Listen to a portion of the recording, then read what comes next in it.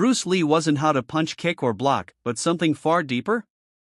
A lesson that outlived both of them, a philosophy so powerful that it shaped modern martial arts forever.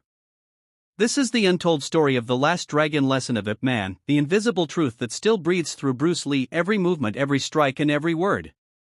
Today we're diving deep into the soul of Kung Fu, not the flashy fights, not the legends, but the meaning that connected the teacher and the student beyond time and form. This is not just a story about martial arts, it's about wisdom, humility, and the search for truth.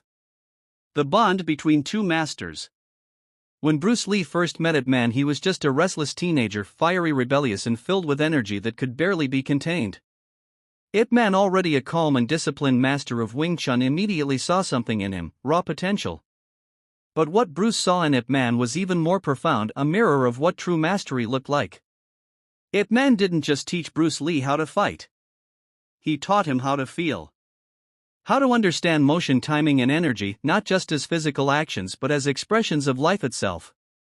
In Wing Chun, every movement is simple, direct, and efficient. But behind that simplicity lies a spiritual depth. Ip Man taught that Kung Fu begins with self-discipline and ends with understanding others. Bruce took those words to heart. In many ways, the techniques were secondary. The philosophy, that was the real treasure. And that philosophy would soon evolve into the foundation of Bruce Lee Jeet Kune Do. The lesson hidden beneath technique. Ip Man believed that the purpose of martial arts was not destruction but harmony. The opponent was not an enemy but a teacher. Every fight was a dialogue, not a war. This mindset changed the way Bruce looked at combat forever. When Ip Man demonstrated Wing Chun, his movements were minimal, no wasted energy, no unnecessary showmanship. Every block and strike was guided by a simple rule: economy of motion. Bruce later turned this into one of his most famous principles: absorb what is useful, discard what is not. That idea didn't come from thin air, it was the essence of what Ip Man had always lived by. Ip Man, calm composure and soft precision, taught Bruce that power doesn't come from muscle, it comes from awareness. This was the last dragon lesson, that martial arts are not about domination, they're about self-mastery. Bruce learned that the real fight is always within. Bruce Lee transformation begins.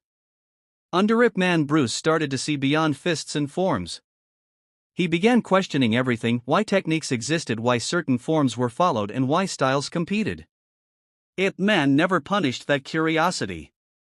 Instead, he encouraged it. He once told his students that the mind must be like water, able to adapt, flow, and take shape according to its surroundings. Bruce carried that idea with him for the rest of his life. Years later, when he famously said, "Be water, my friend," he wasn't I.